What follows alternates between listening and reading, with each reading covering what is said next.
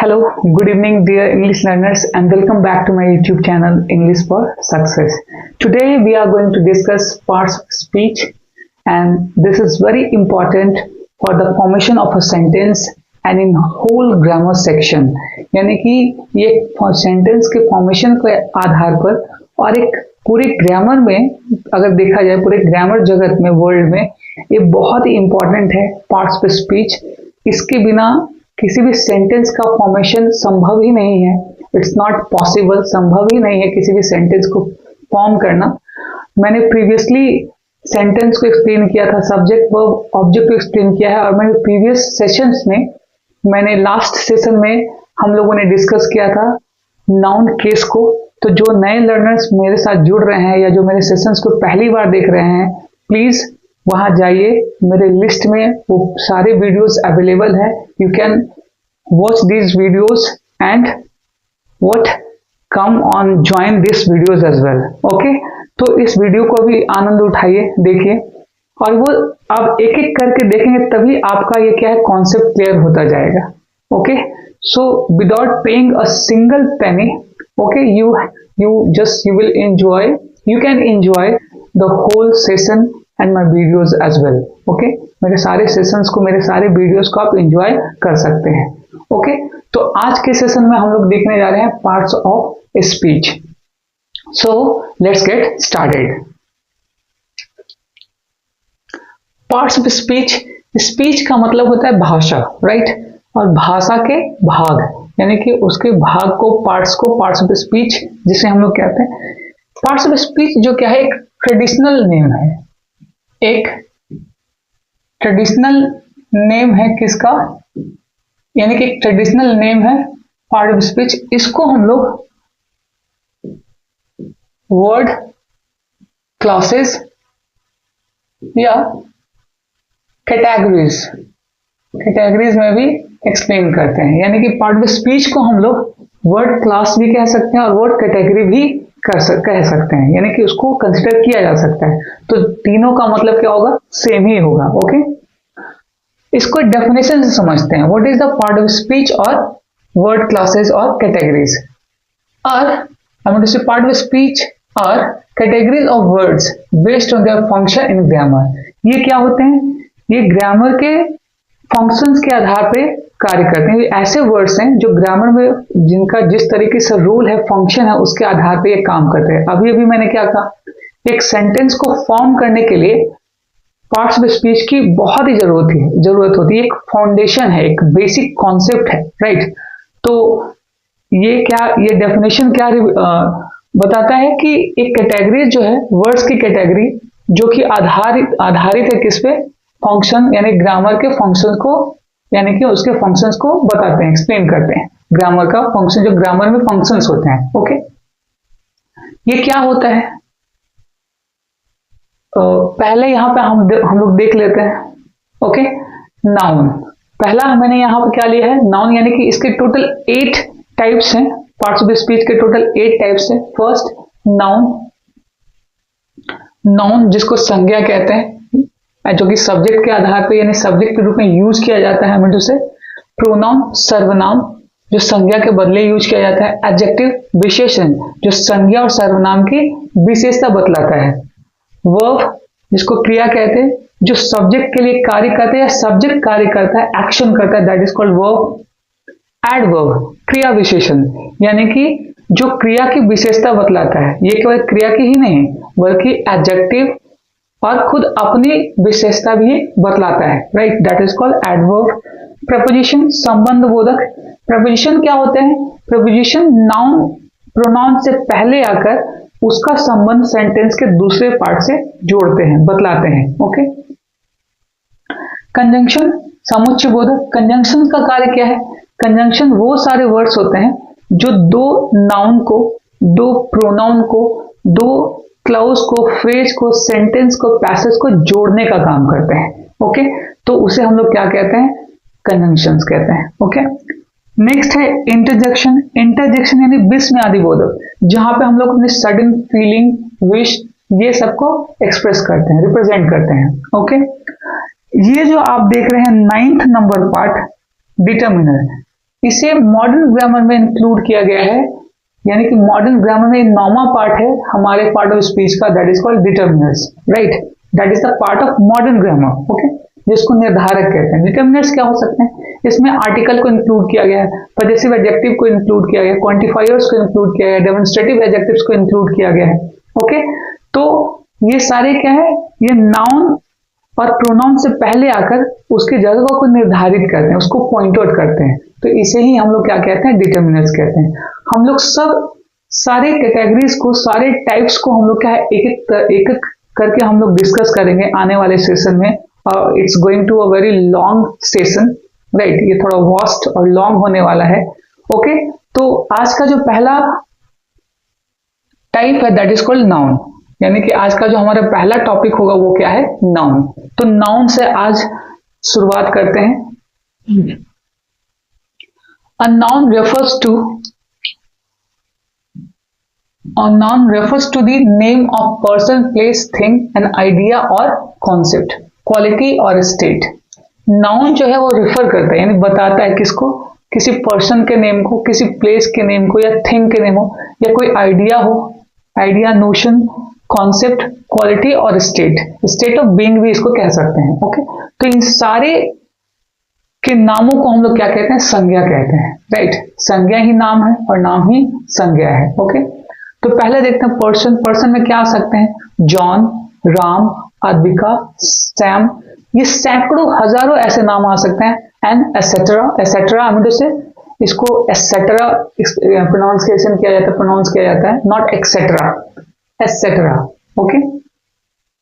Place, Bihar, Patna, America, Antarctica, ये सारे क्या है? जगह के नाम है ना। जिस जगह को हम लोग संबोधित करते हैं उसको नाम से बुलाते हैं, that is called place, okay. Thing, कोई वस्तु जिसमें नॉन लिविंग थिंग कंसीडर किया है, जिसमें जान ना हो, है ना। मूर्त जिसको कह सकते हैं, pen, car, train, luggage, bulb, marker, ये सारे क्या है? नॉन लिविंग थिंग है, राइट। और इसको हम लोग क्या है? वस्तु कहते हैं, कोई चीज। नेक्स्ट, आइडिया या कॉन्सेप्ट। आइडिया, नोशन, कोई युक्ति, कोई कॉन्सेप्ट। ट्रुथ मतलब सच, लव, प्यार, फ्रीडम, जस्टिस, बिलीफ, ये सारे क्या? ये भी हमारे सेंटेंस में as a noun, as a subject के रूप में यूज किए जाते हैं। जैसे truth can not be defeated, सत्य को कभी हराया नहीं जा सकता, okay. Love is immortal, freedom is a part of our democracy, right. Justice, belief, ये सारे क्या है? हमारे नाउन के रूप में कार्य करते हैं। नेक्स्ट, क्वालिटी, ऑनेस्टी, ईमानदारी, काइंडनेस, दयालुता, ब्रेवरी, बहादुरी, विजडम, बुद्धि, ब्यूटी, सुंदरता, okay. Honesty is the best policy, हम लोग अक्सर बोलते हैं, तो ये एज अ सब्जेक्ट यूज हो रहा है, एज अ नाउन की तरह, सब्जेक्ट की तरह, ठीक है। स्टेट ऑफ बीइंग, इसमें कंडीशन, अवस्था, प्रेजेंस, उपस्थिति, एग्जिस्टेंस, अस्तित्व। कॉन्शियसनेस, कॉन्शियसनेस का मतलब यहाँ पे क्या होता है? चेतना। कॉन्शियसनेस का मतलब यहाँ पे क्या होता है? चेतना, आप ध्यान रखेंगे। तो ये सब भी क्या है? हमारे एज अ नाउन के रूप में, एज अ सब्जेक्ट के रूप में कार्य किए जा सकते हैं। ये जो सारे नाउन जो होते हैं वो किसी ऑब्जेक्ट के रूप में, सब्जेक्ट सब्जेक्ट के रूप में, ऑब्जेक्ट के रूप में, डायरेक्ट या इनडायरेक्ट ऑब्जेक्ट के रूप में, किसी प्रपोजिशन के ऑब्जेक्ट के रूप में, राइट। इस तरीके से एक नाउन फ्रेज के रूप में यूज किए जाते हैं। तो इसके अलग अलग यूजेस है हमारे सेंटेंस के फॉर्मेशन में, जो कि मैं आगे आपको एक्सप्लेन करने वाला हूं, ओके। आई होप ये सारा क्लियर हुआ होगा। अब बात करते हैं नाउन के टाइप्स की, राइट। नाउन के कितने टाइप्स हैं? we have been studying in a what since childhood there are 5 types of noun, of course हम लोग बचपन से ही पढ़ते आ रहे हैं कि नाउन के 5 टाइप्स होते हैं। व्हाट? प्रोपर नाउन, व्यक्तिवाचक संज्ञा, कॉमन नाउन, जातिवाचक संज्ञा, कॉन्क्रीट नाउन, मूर्त या ठोस संज्ञा, ओके। एब्स्ट्रैक्ट नाउन, भाववाचक संज्ञा, कलेक्टिव नाउन, समूहवाचक संज्ञा। आपने यहाँ पे गौर किया होगा कि एक नया यहाँ पे आया है 3rd नंबर, कॉन्क्रीट नाउन, जिसने रिप्लेस किया है मटेरियल नाउन को, राइट। मटेरियल नाउन, जिसको हम लोग क्या कहते हैं? द्रववाचक संज्ञा, राइट। द्रववाचक संज्ञा।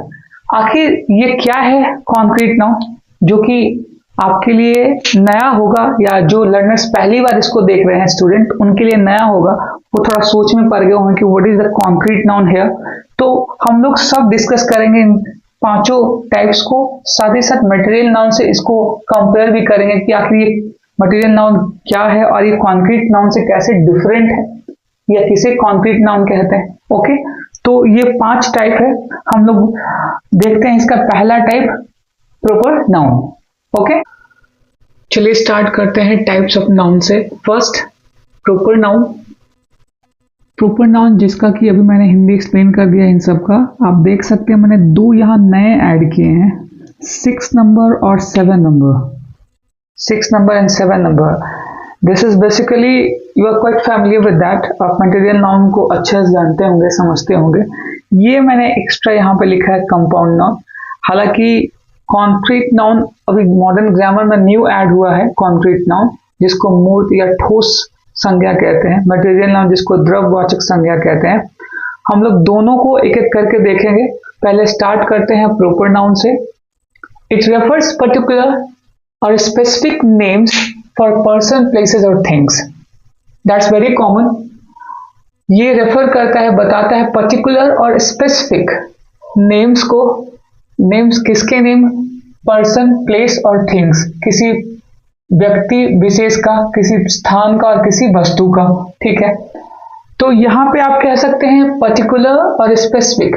इसको इंडिविजुअल भी कह सकते हैं आप, इसको आप चाहें तो इंडिविजुअल भी कह सकते हैं, राइट। पर्टिकुलर और स्पेसिफिक और individual names of person, place और थिंग, किसी खास व्यक्ति, किसी व्यक्तिगत पर्सन, प्लेस और थिंग को भी एक्सप्लेन करता है। यहाँ पर मैंने एग्जाम्पल भी लिया है, लाइक जॉन, एमिली, ये किसी पुरुष का नाम है, ये एक मेल और ये फीमेल का नाम है। पटना ये प्लेस का नाम है। रिलायंस कंपनी, ओके, यहाँ आप ध्यान देंगे, यहाँ मैंने पर्टिकुलर स्पेसिफिक कंपनी का नाम लिया है, रिलायंस कंपनी, टाटा कंपनी, सू। अगर मैं हम लोग यहाँ केवल सू अगर लेता, अगर मैं यहाँ केवल सू लेता तो ये एक कॉमन नाउन हो जाता, इसलिए मैंने यहाँ ब्रैकेट में लिखा है वुडलैंड, राइट। वुडलैंड और श्री लेदर और रेड चीफ, जब ये सारे ब्रांड नेम इसके साथ जुड़ते हैं सू के साथ, तो वो पर्टिकुलर और इंडिविजुअल थिंग्स को, आइटम्स को रिप्रेजेंट करता है। ठीक है, इंडिविजुअल थिंग्स और आइटम्स को रिप्रेजेंट करता है। ठीक है, आप ध्यान रखेंगे।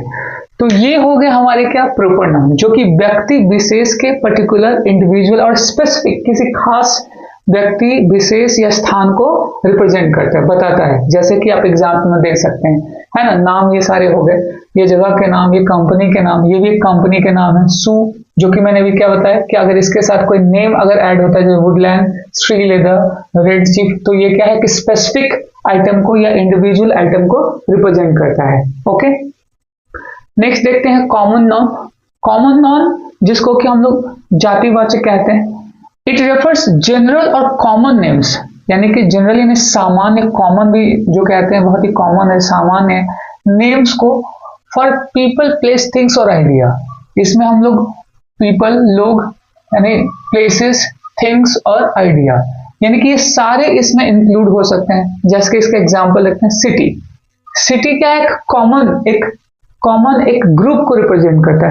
सिटी में अगर पटना का नाम होगा तो वो पर्टिकुलर हो जाएगा, कोलकाता, लखनऊ, राइट, लंदन, ये सब कुछ अगर ऐसे स्पेसिफिक उस सिटी के या टाउन के या देश के नाम हो जाए, जैसे इंडिया एक पर्टिकुलर है, तो वो क्या हो जाएगा, एक पर्टिकुलर प्रॉपर नाउन में चला जाएगा। लेकिन अगर मैंने कंट्री लिया, टाउन लिया, स्टेट्स लिया, तो ये क्या, एक पूरे समूह को, एक ग्रुप को, एक कॉमन प्लेस को रिप्रेजेंट करते हैं। ओके, कॉमन प्लेस को या एक जनरल नेम को रिप्रेजेंट करते हैं। ठीक है, तो सिटी, कंट्री, डॉग।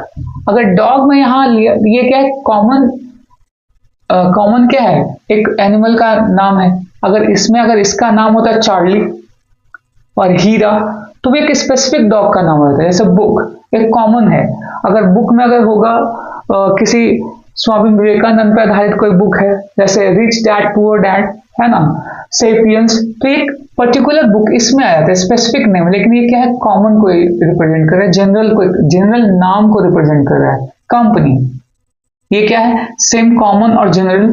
अगर इसमें अगर रिलायंस हो जाता, टाटा हो जाता, है ना, अडानी एंड ग्रुप्स हो जाता, तब ये पर्टिकुलर नेम को रिप्रेजेंट करता। ओके। अब हैप्पीनेस, हैप्पीनेस क्या है, एक आइडिया को रिप्रेजेंट करता है, ऑनेस्टी एटसेट्रा, और भी बहुत सारे ऐसे नाम हो सकते हैं। ओके। नेक्स्ट देखते हैं concrete noun. Concrete noun, it refers to physical things that you can perceive with your five senses, यानी कि जब आप, ये फिजिकल थिंग्स को रिप्रेजेंट करता है, रेफर करता है, जिसको कि हम अपने सेंसेस के आधार पर उसको ऑब्जर्व कर सकते हैं। राइट, सेंसेस कहने का मतलब यहाँ पे देख, सी, टच, स्मेल, हेयर और टेस्ट।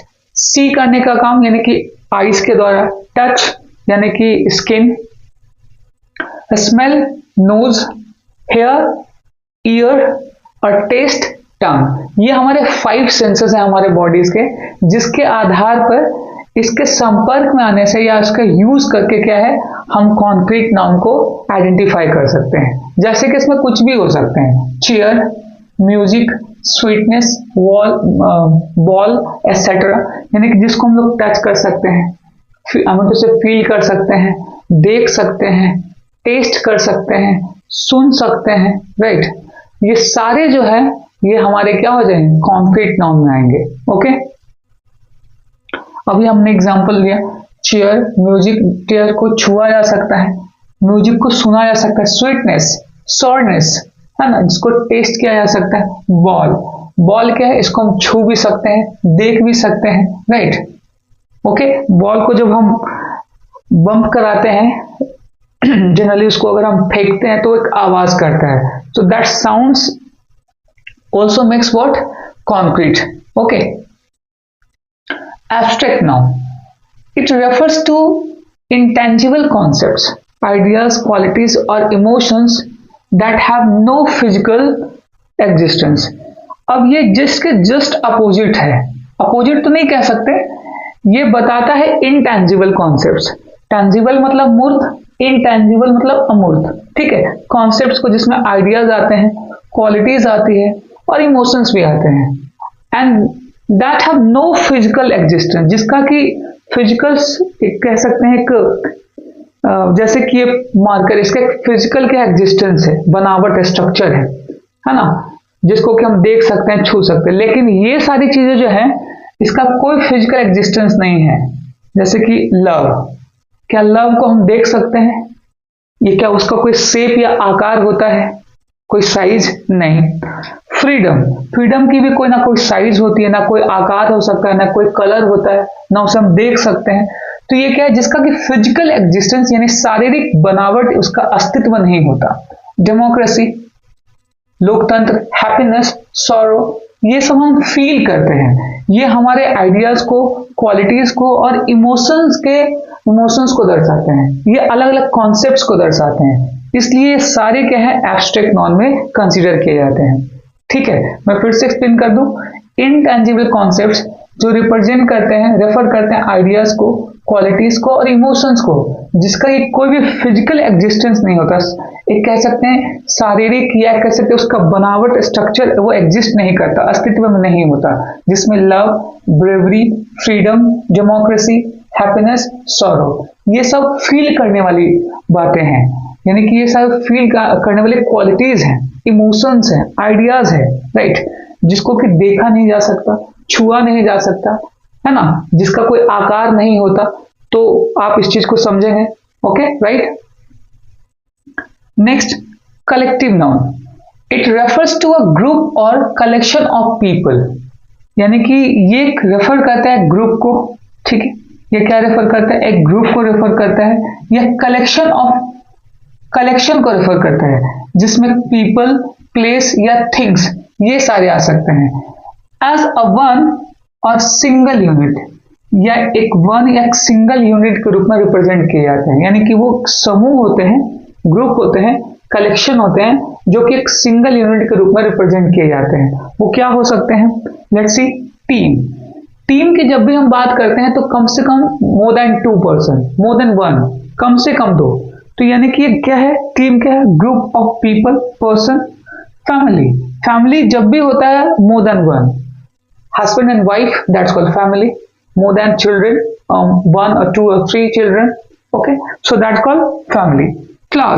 क्लास की जहां हम बात करते हैं, क्लास जैसे हम लोग बोलते हैं तो हमारे दिमाग में परसेप्शन आता है, एक इमेजिनेशन बनता है क्या, कि more than 1 student, there might be 5, 10, 12, 20, 50, okay.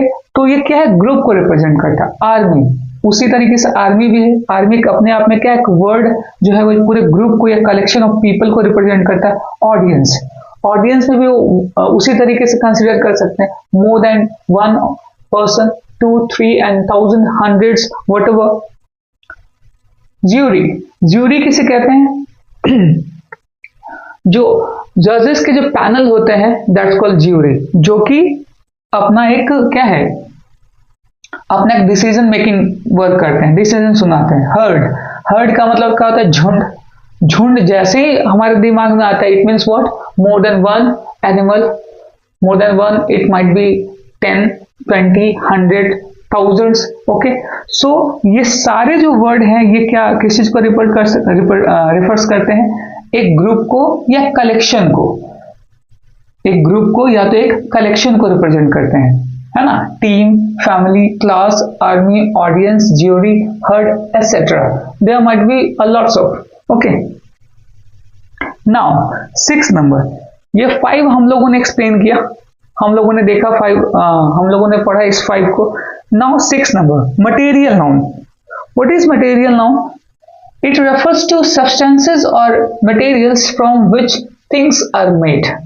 यानी कि ये एक सब्सटेंसेस को या मटेरियल्स को रिप्रेजेंट करता है जिससे कि चीजों को बनाया जाता है। थिंग्स आर मेड और क्रिएट, थिंग्स आर मेड और क्रिएट, जिससे चीजों को बनाया जा सकता है, क्रिएट किया जा सकता है, ओके। तो आप यहाँ पे पहले इसको समझ लेते हैं। सब्सटेंस वो मटेरियल जिसके द्वारा हम चीजों को बना सकते हैं, कोई आकार देख सकते हैं, उसको ट्रांसफॉर्म कर सकते हैं। आप समझिए, कोई रॉ मटेरियल जिससे रॉ मटेरियल से हम किसी चीज को अलग चीज में, वस्तु में ट्रांसफॉर्म करते हैं, राइट। प्लास्टिक से हम अलग अलग चेयर्स या प्लास्टिक के सामान बना सकते हैं।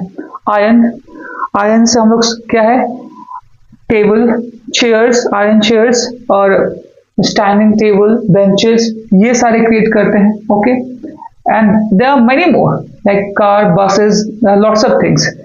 मिल्क एक रॉ मटेरियल है।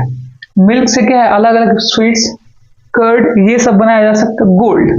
गोल्ड जो है, गोल्ड एक रॉ मटेरियल है, इससे क्या है, ज्वेलरी बनाए जाते हैं, राइट। वुड क्या है, लकड़ी, ओके। लकड़ी को हम लोग मटेरियल में रखते हैं क्योंकि उससे सामान बनाए जा सकते हैं, table, chairs, okay, bed, lots of things. तो ये सारे जो हैं हमारे, वो क्या है, ये हमारे क्या है, रॉ मटेरियल्स हैं, यानी कि सब्सटेंस और मटेरियल्स हैं जिसके आधार पर ट्रांसफॉर्म करके इसको क्या है, एक दूसरे आइटम में, यूनिट में चेंज किया जाता है, okay. I hope it is clear. तो मैं फिर से एक्सप्लेन कर दूं, इट रेफर्स टू सब्सटेंसेस और materials from which things are made और create, okay. Compound noun, it's a very